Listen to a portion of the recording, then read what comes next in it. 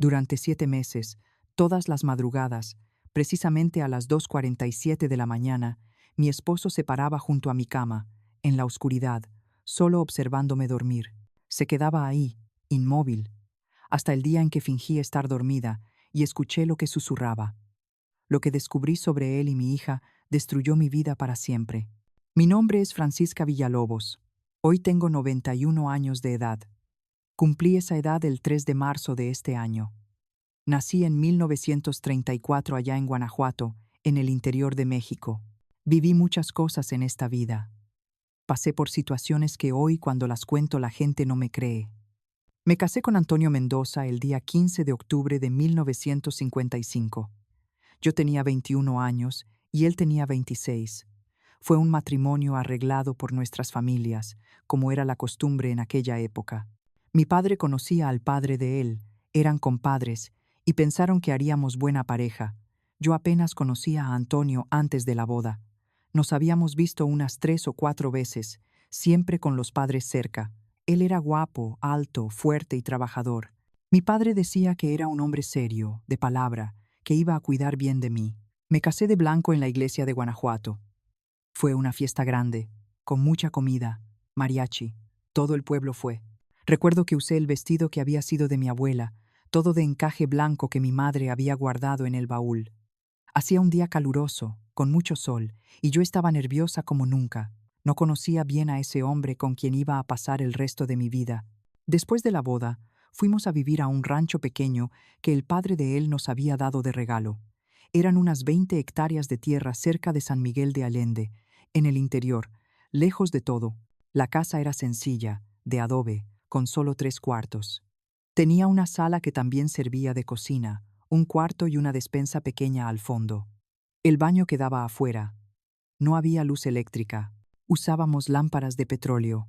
El agua venía de un pozo que había en el patio. Antonio trabajaba en el campo, sembraba maíz, frijol, calabaza, criaba unas gallinas y unos puercos. Yo cuidaba la casa, lavaba ropa en el lavadero, cocinaba en el fogón de leña y cosía nuestra ropa. Era una vida dura, pero era la vida que conocíamos. Todo mundo vivía así en aquella época. Mi primera hija nació en 1957, el día 23 de abril. Le puse el nombre de Luisa porque me parecía un nombre bonito. El parto fue en casa con la partera doña Genoveva, que era la más conocida de la región. Fue un parto difícil, tardado. Sufrí mucho, pero cuando vi a mi primera niña, olvidé todo. Era tan chiquita, tan perfecta. En 1959 nació Elena, el día 8 de agosto. Otro parto difícil, pero esta vez yo ya sabía qué esperar. Elena era diferente de Luisa. Luisa era tranquila, calmada. Elena nació llorando, haciendo ruido, queriendo atención. 2 niñas hermosas. Y en 1962 llegó Beatriz, mi bebé. Nació el día 1 de diciembre. Un parto más tranquilo que los otros, gracias a Dios. Beatriz era pequeña, flaquita, pero lista e inteligente. 3 hijas, 3 niñas. Antonio quería un varón, un hijo hombre para ayudar en el campo, pero Dios me dio 3 niñas y agradecí por cada una de ellas. Antonio siempre fue un hombre muy callado, no era de platicar, ni de cariños. Nunca me pegó, nunca levantó la mano contra mí. Eso tengo que decirlo, pero tampoco fue cariñoso. Nunca me dio un abrazo porque sí, nunca me dijo que me amaba, nunca me dio un regalo. Era como si fuéramos 2 extraños viviendo en la misma casa. Él trabajaba, yo trabajaba, criábamos a las niñas, pero no existía esa pasión de pareja. A veces me preguntaba si tenía que ser así, si todos los matrimonios eran de ese modo. Platicaba con las otras mujeres en misa o en las fiestas y parecía que sí, que era lo normal. El marido trabajaba, la mujer cuidaba la casa y ya. El amor era cosa de muchacha soltera. Las niñas fueron creciendo, el tiempo pasando y la vida siguiendo en esa rutina. Levantarse temprano, hacer el café, cuidar la casa, las niñas, la ropa, la comida. Antonio saliendo al campo antes de que saliera el sol, regresando cuando ya estaba oscureciendo, cenando en silencio, acostándose, durmiendo y empezando todo de nuevo al día siguiente. No voy a mentir, yo no era feliz, pero tampoco era completamente infeliz. Era la vida que tenía. y yo la aceptaba. Tenía a mis hijas, comida en la mesa y un techo sobre la cabeza. Fue así durante 13 años. 13 años de un matrimonio tranquilo, sin grandes alegrías, pero tampoco sin grandes problemas. Hasta que llegó enero de 1968. Enero de 1968. Nunca lo voy a olvidar. Las lluvias del verano anterior habían sido buenas, la tierra había descansado bien, el maíz había dado bien. Antonio estaba hasta más calmado, menos serio. Las niñas estaban de vacaciones de la escuela.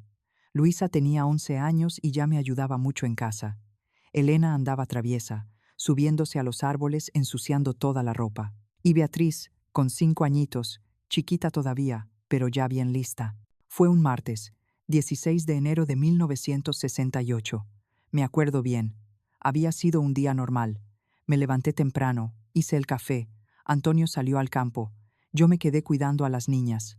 Hice el almuerzo. Lavé ropa. En la tarde cosí un vestido roto de Elena. Hice la cena. Arroz con frijoles y un poco de carne que había sobrado. Cenamos. Las niñas se fueron a dormir temprano. Antonio y yo nos quedamos un rato en la sala, él fumando su cigarro y yo remendando un calcetín. Después nos fuimos a acostar. Serían como las 9 de la noche. Yo siempre dormía del lado izquierdo de la cama junto a la pared. Antonio dormía del lado derecho, cerca de la puerta. La cama era de madera vieja, rechinaba toda cuando nos movíamos. El colchón era de paja, duro e incómodo. Pero era lo que teníamos. Dormí normalmente. Estaba cansada.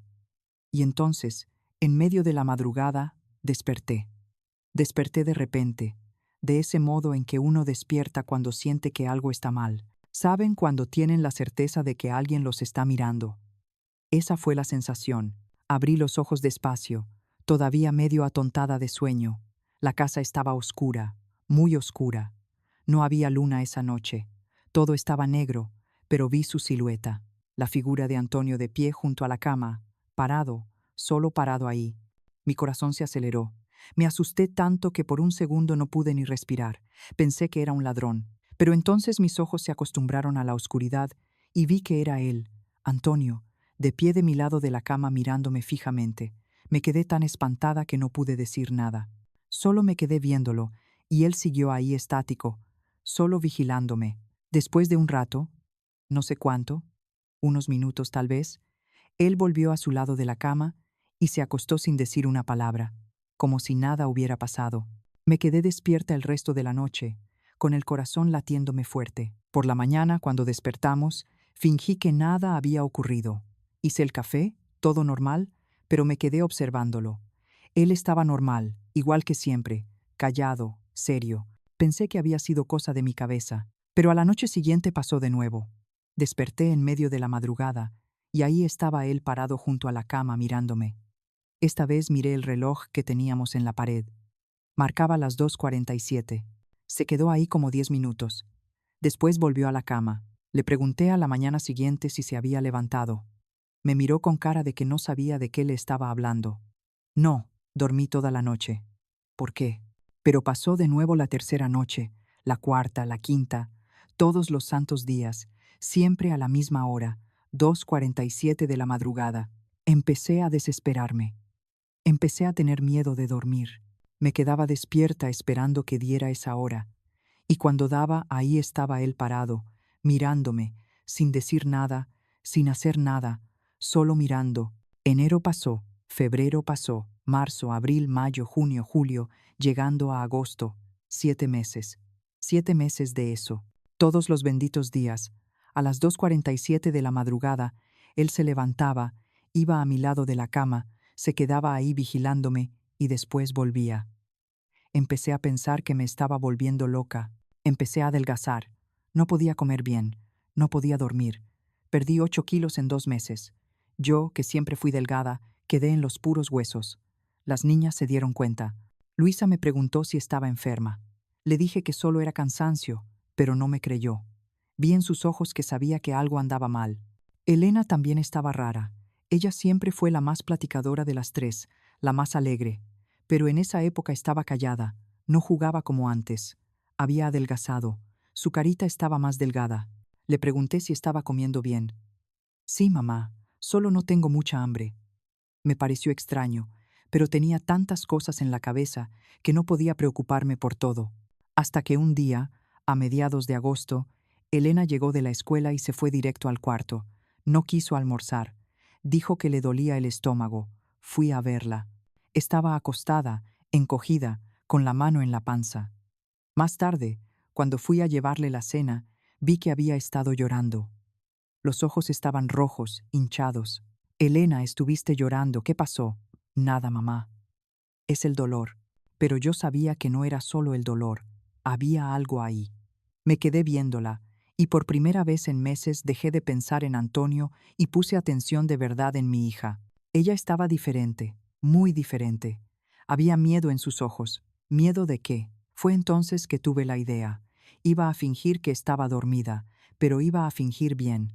Esta vez iba a respirar profundo, despacio, iba a quedarme completamente inmóvil, iba a hacer que él creyera que estaba profundamente dormida, y me iba a quedar quieta para escuchar si él decía algo. Lo marqué en mi cabeza. Lunes 12 de agosto de 1968. Iba a ser ese el día. Iba a descubrir la verdad. Esa noche me acosté temprano. Antonio vino a acostarse como a las 9. Se acostó de su lado, como siempre. Yo seguí con los ojos abiertos esperando. Finalmente logré dormitar. Un sueño ligero, lleno de pesadillas. Desperté de madrugada y miré el reloj. 2:30. Todavía faltaban 15 minutos. Me quedé acostada, completamente inmóvil. Respiré profundo, despacio. Dejé los brazos sueltos a los lados del cuerpo. Cerré los ojos, relajé la cara, los hombros. Los minutos pasaban despacio. Mi corazón latía fuerte. De repente escuché el rechinar de la cama. Él se estaba moviendo. Lo escuché levantarse. Escuché sus pasos despacio en el piso de madera. Se paró de mi lado de la cama. Sentí su presencia ahí cerca, muy cerca. Entonces se movió. Escuché un ruido como si se hubiera agachado, arrodillado. Dios mío. Estaba de rodillas junto a la cama. Seguí inmóvil, y entonces empezó a hablar. Su voz era tan baja que apenas podía escuchar, un susurro, casi un soplo. Por favor, Pancha. Por favor, Pancha, perdóname. Perdóname por lo que hice, por lo que prometí. No debí. No debí haber hecho eso. Todo mi cuerpo se puso rígido, pero seguí fingiendo dormir. Necesitaba escuchar más. Estaba desesperado, Pancha. Tuve miedo. La deuda era muy grande. No había cómo pagarla. Lloró. Escuché su llanto bajito, ahogado. 3,000 pesos. 3,000. Yo no tenía. No tengo. Y él me iba a matar, Pancha. El hacendado don Aurelio me iba a matar. Don Aurelio Garza. El hacendado rico, el viudo. Se me heló la sangre. Entonces prometí. Que Dios me perdone. Prometí. A nuestra niña, a nuestra Elena. Cuando cumpla 15 años, se casa con él. Eso fue lo que prometí, para pagar la deuda, para salvar mi vida. No, no, no. Él prometió a mi hija, a mi Elena, la niña de 8 años. Yo quería gritar, quería levantarme, quería agarrar a ese hombre del cuello, pero seguí inmóvil porque necesitaba escuchar todo, todo. Él siguió llorando, sollozando. Fue el día 16 de enero de madrugada. Yo había perdido todo jugando cartas en la casa de don Beto de la tienda. Todo, Pancha. Todo el dinero que teníamos guardado. Y todavía quedé debiendo 3,000 pesos a don Aurelio. Él había tirado nuestro dinero a la basura. El dinero que yo juntaba cosiendo, lavando ropa, pasando hambre. Llegué a la casa esa madrugada queriendo morirme, quería ahorcarme. Pero entonces él apareció aquí en la casa al otro día, el hacendado, e hizo la propuesta. Dijo que olvidaba toda la deuda si yo prometía la mano de Elena cuando ella cumpliera 15 años. Él tiene 52 años, Pancha, 52, y nuestra niña tiene 8. Yo estaba temblando por dentro, temblando de rabia, de horror, de asco. Dije que sí, que Dios me perdone. Dije que sí porque tuve miedo, miedo de que me matara, miedo de perder todo. Soy un cobarde, Pancha. Soy un cobarde. Por eso vengo todas las madrugadas, a las 2:47. La hora en que hice la promesa, la hora en que vendí a nuestra hija. Desde ese día no duermo bien. Todos los días despierto a esta hora y vengo aquí. Vengo a pedirte perdón porque sé que cuando lo descubras, nunca me vas a perdonar, nunca. Él tenía razón. Yo nunca lo iba a perdonar.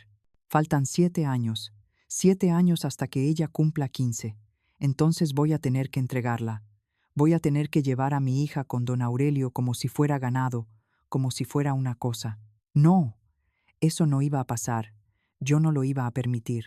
Se quedó ahí otro rato llorando bajito, pidiendo perdón. Después se levantó y volvió a la cama. Me quedé ahí inmóvil, con los ojos todavía cerrados. Pero por dentro estaba destruida.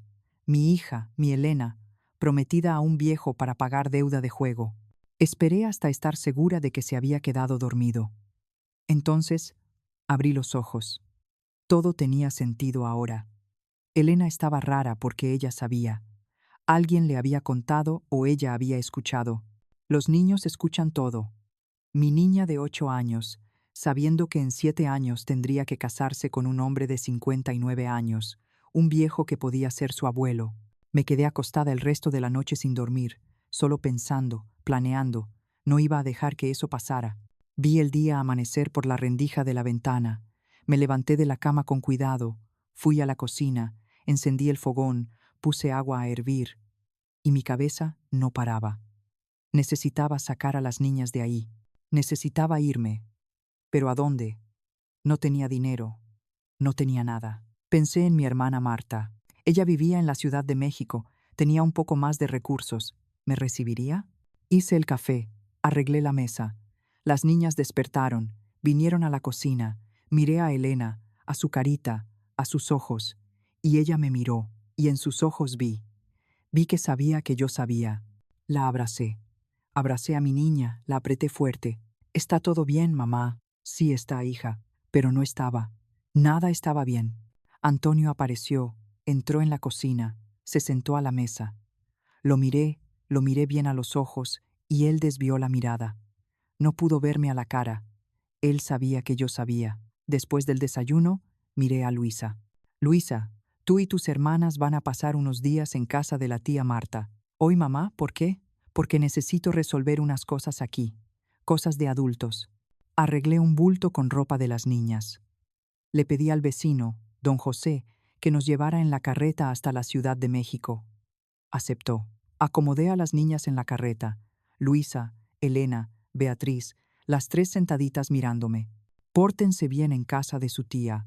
Obedézcanla». Abracé a cada una, las apreté fuerte, olí su cabello.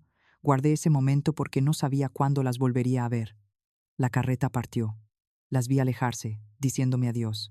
Yo les dije adiós hasta que desaparecieron en la curva del camino. Volví a la casa, entré, cerré la puerta. Antonio estaba sentado en la sala, mirando al piso. Lo miré y él me miró.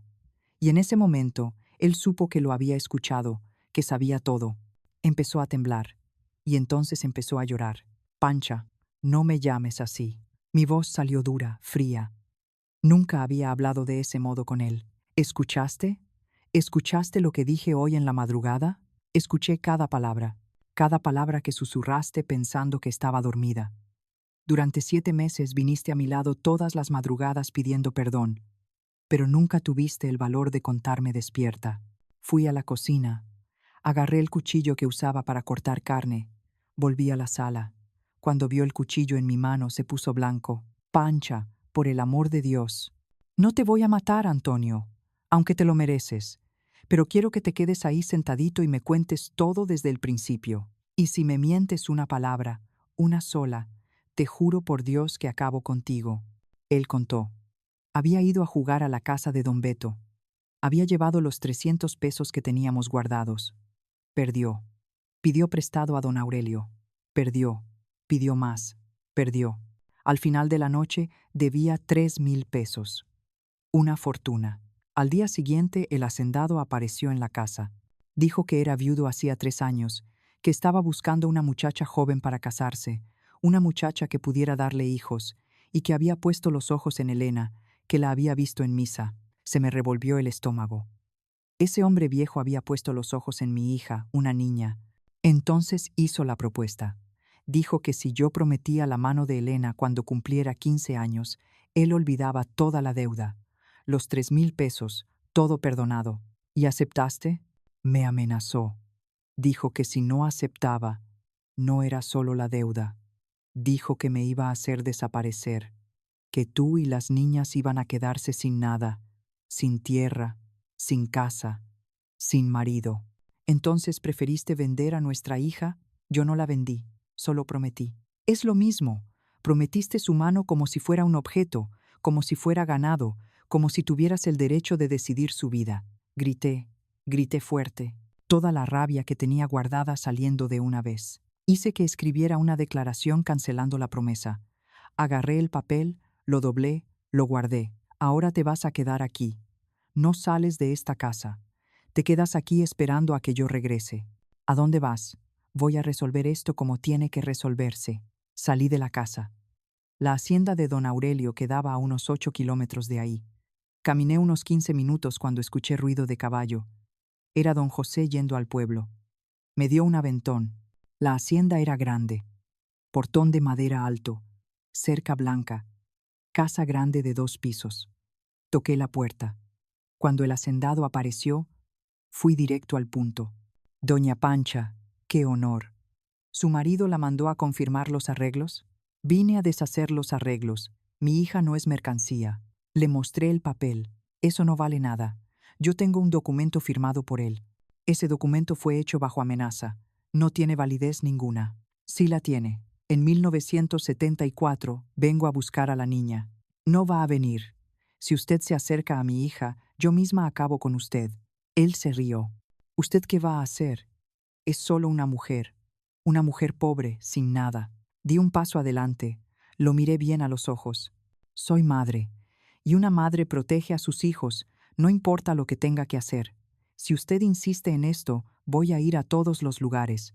Voy con la policía, voy con el cura, voy con el delegado. Voy a hacer el escándalo más grande que esta región haya visto. Le voy a contar a todo el mundo que usted, un hombre de 52 años, quiere casarse con una niña de 8, a ver si su reputación aguanta. Su cara se puso roja de rabia. Se va a arrepentir de esto, doña Pancha. No me voy a arrepentir. Usted es el que se va a arrepentir si se acerca a mi familia. Salí de la hacienda, cerré el portón detrás de mí. Mis piernas temblaban, pero lo había hecho. Había enfrentado a ese hombre, había dicho que no. Me senté a la orilla del camino, debajo de un árbol, y lloré. Lloré todo lo que tenía guardado. 7 meses de miedo, de desesperación. Lloré por Elena, por la infancia que le robaron. Lloré por Antonio, por el hombre cobarde que era. Lloré por mí, por la mujer cansada y asustada en la que me había convertido. Cuando llegué a la casa, ya casi era de noche. Antonio estaba sentado en el mismo lugar. Fui al cuarto, agarré un costal viejo, empecé a meter mi ropa. ¿Qué estás haciendo? Me voy. Voy a buscar a las niñas y me voy a la Ciudad de México. Me voy a quedar con mi hermana hasta que encuentre manera de mantenerme sola. No, Pancha, no hagas eso. ¿Tú crees que me voy a quedar aquí viviendo contigo después de lo que hiciste? Agarré el dinero que tenía escondido debajo del colchón, unos 20 pesos. Era poco, pero era lo que tenía.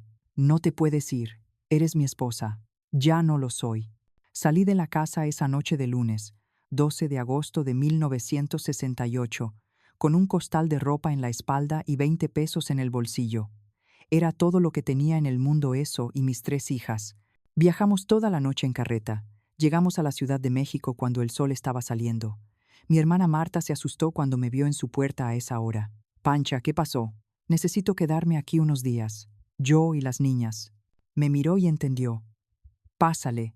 Me quedé 6 meses en casa de Marta. 6 meses trabajando, juntando cada centavo. Cosía para una señora rica del centro, lavaba ropa para otra, hacía limpieza 2 veces por semana. Las niñas entraron a la escuela pública. Elena estaba mejor. Con el paso de los días, fue volviendo a sonreír, a jugar, a ser niña de nuevo. Un día me preguntó, «Mamá, ¿ya no vamos a regresar a la casa?» «No, hija, esa ya no es nuestra casa». «¿Y papá?» «Tu papá hizo cosas malas, cosas que nos lastimaron. Tu mamá ya no puede estar con él». Se quedó callada un rato, después dijo, «Escuché a unas señoras platicando en la tienda, diciendo que don Aurelio se iba a casar conmigo cuando creciera. ¿Es verdad?» La miré a los ojos. Ya fue verdad, pero ya no lo es. Tu mamá no lo permitió. Nadie va a decidir tu vida, Elena. Solo tú. Cuando crezcas, tú escoges con quién te quieres casar o si te quieres casar. Tú decides. Me abrazó. Gracias, mamá. En febrero de 1969, logré rentar una casita pequeña, 2 cuartos, vieja, pero era nuestra. Empezamos vida nueva. Fue difícil. Hubo días que comimos solo pan con café. Hubo días que trabajé 15 horas seguidas. Hubo días que lloré escondida en el baño para que mis hijas no me vieran. Pero sobrevivimos. En 1970 llegó la noticia. Don Aurelio había metido una demanda contra mí, diciendo que lo había difamado. Fui con un abogado de pobres. El proceso duró 2 años, pero al final gané. El juez dijo que la promesa no tenía validez ninguna, que era inmoral, que ningún padre podía prometer a su hija menor de edad en matrimonio. Cuando salió la sentencia, el día 23 de noviembre de 1972, lloré de felicidad. Elena estaba conmigo, tenía 13 años. Me abrazó y dijo, ¿se acabó, mamá? Sí, se había acabado. Don Aurelio nunca más se acercó a nosotras. Supe que murió unos años después, solo en esa hacienda, sin hijos. Las hijas fueron creciendo. Luisa terminó la escuela, consiguió trabajo en una tienda. Elena se hizo maestra. Beatriz estudió enfermería. Las tres se casaron cuando quisieron, con quien quisieron, por amor. Elena se casó a los 23 años, en 1982, con un muchacho bueno, trabajador, que la amaba de verdad. Tuve ganas de llorar en su boda de ver a mi hija escogiendo su propio destino. Antonio murió en 1982, solo en la casa vieja. Dijeron que fue del hígado, de tanto tomar. Fui al entierro. Sentí lástima por el hombre débil y cobarde que había sido, pero no lo perdoné. Algunas cosas uno no las perdona, solo sigue adelante. Hoy tengo 91 años, 3 hijas vivas y fuertes, 7 nietos, 11 bisnietos. Elena tiene 66 años, es abuela, es feliz. Ella se curó, no fue fácil. Tuvo años de pesadillas, de terapia, pero venció. Hasta hoy, todas las madrugadas a las 2:47, despierto. Es automático. El cuerpo aprendió. Han pasado 57 años, pero mi cuerpo no olvida. Despierto a las 2:47, pero ya no despierto con miedo. Despierto y veo el lado vacío de la cama, donde nunca más nadie durmió, porque nunca más me casé. Y agradezco. Le agradezco a Dios por haberme dado valor esa noche del 12 de agosto de 1968. Valor para fingir que estaba dormida y escuchar. Valor para enfrentar. Valor para irme. Valor para empezar de nuevo. Porque si no hubiera tenido valor, mi Elena habría sido entregada a ese hombre viejo con 15 años, y su vida habría sido destruida. Salvé a mi hija, salvé a mis 3 hijas, y me salvé a mí también. La gente me pregunta si me arrepiento de haberme casado con Antonio. No, porque de ese matrimonio vinieron mis 3 niñas. Me preguntan si lo perdoné. No sé. Creo que perdonar es algo muy grande para algunas situaciones. Lo dejé atrás, seguí adelante. Me preguntan qué les diría a otras mujeres en situaciones parecidas. Y les digo, no finjan que están dormidas para la vida. No acepten lo inaceptable. No se queden calladas cuando deberían gritar. Sé que en 1968 era difícil. La mujer separada era mal vista, pero aún así valió la pena. Valió cada día de hambre, de trabajo duro, porque mis hijas crecieron libres. Y para ustedes que me están viendo ahora en 2025, que viven en un tiempo diferente, con más derechos úsenlos. No dejen que nadie decida por ustedes. No dejen que nadie venda a sus hijas, a sus hermanas, a sus nietas. No se queden calladas. Yo era una mujer sencilla, sin estudios, pobre, pero tuve valor. Y si yo lo tuve, ustedes también lo tienen. Hoy, cuando despierto a las 2:47, rezo. Rezo por mis hijas, por mis nietos, por mis bisnietos. Rezo por todas las niñas del mundo que están en peligro. Rezo para que tengan valor, así como yo lo tuve.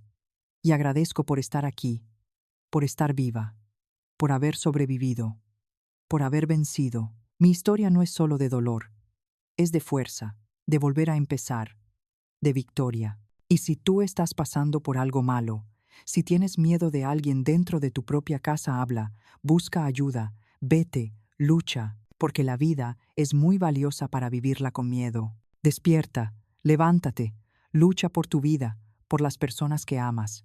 Yo lo hice hace 57 años, cuando tenía 34 años, sin dinero, sin estudios, sin apoyo, y lo logré. Tú también puedes.